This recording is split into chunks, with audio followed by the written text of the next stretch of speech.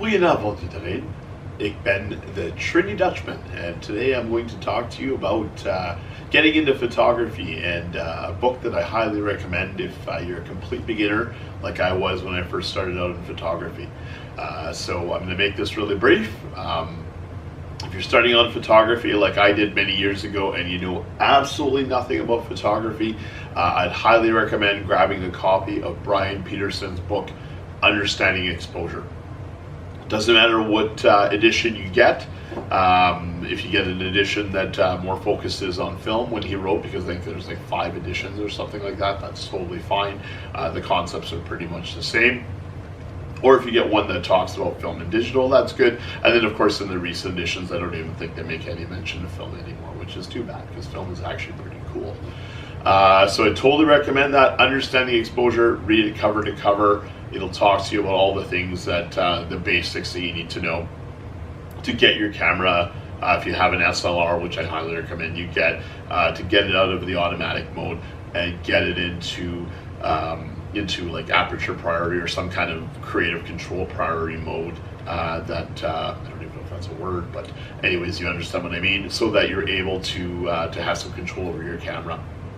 Now, if you don't want to spend a whole bunch of money and you're getting into photography and you just want to kind of test the waters, dip your feet in the water and that kind of thing, what I highly recommend you do is just grab yourself a film camera. This camera here, this puppy here, is the Nikon N80 in the US. It's called the N80 in Canada and the rest of the world, like Europe.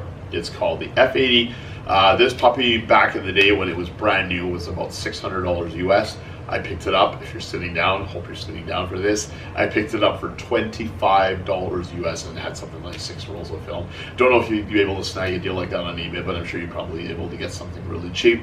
Another great website to also check out too is keh.com. There's some really good people there. Eric is a great guy there if you want to check him out. Mention me, Sean from Canada, and he'll be able to hook you up with a good cheap Nikon or Canon. Canon's great too, camera. Now, so what I recommend, go for a film camera. If you don't want to go film, you want to go digital, I recommend then just grabbing like a 8-year-old camera or something like that for a couple $100. Get a cheap lens and just get out there and start shooting. So that's my tip for today. Feel free, I am the Trini-Dutchman, so you feel free to write me in English, French, or in het Nederlands, Dutch. I will do my best to respond to any questions you may have.